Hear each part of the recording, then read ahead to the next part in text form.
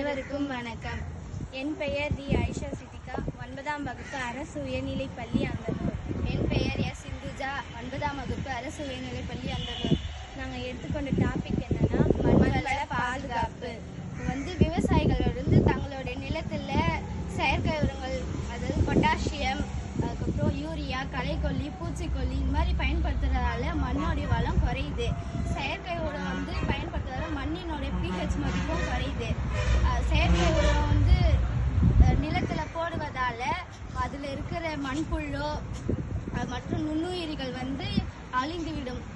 செயற்கை உரங்கள் போடுவதால செயற்கை உரங்களில் விளையிற காய்கறி பழங்கள் நம்ம சாப்பிட்றதால நம்மளுக்கு நிறைய பாதிப்பு ஏற்படுது. அந்த பழம் எல்லாம் விஷமாக மாறுது.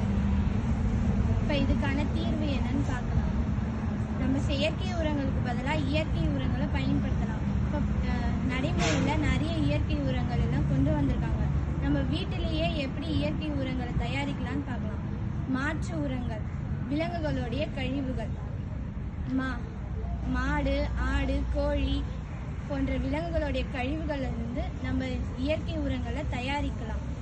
தழைக்கூலம், இலைகள், கிளைகள் மற்றும் மரப்பட்டைகள் போன்ற இதெல்லாம் பயிர்களுடைய அடியில் மற்றும் மரங்களுடைய அடிப்பகுதியில் வைப்பதன் மூலம் ஈரப்பதத்தை நம்ம தக்க வைத்து கொள்ளலாம்.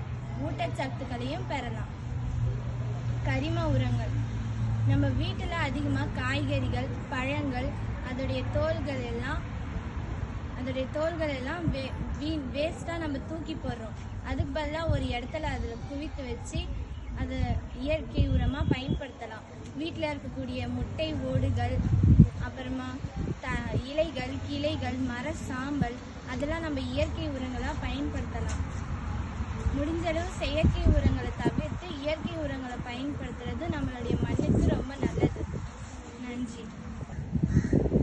செயற்கை உரங்கள் நம்ம பயிர் வைக்கிறதுல போட்டு அதில் விளையக்கூடிய உணவுகள் எல்லாத்தையும் நம்ம சாப்பிடும் போது சின்ன வயசுலேயே நீரிழிவு நோய், அப்புறம் பிபி இது மாதிரி போன்ற நோய்கள் சின்ன வயசுல ஏற்படுறதால நம்ம அதை தடுத்து செயற்கை உரத்தை பயன்படுத்தி நோய்களுக்கு ஆளாக வேண்டாம்.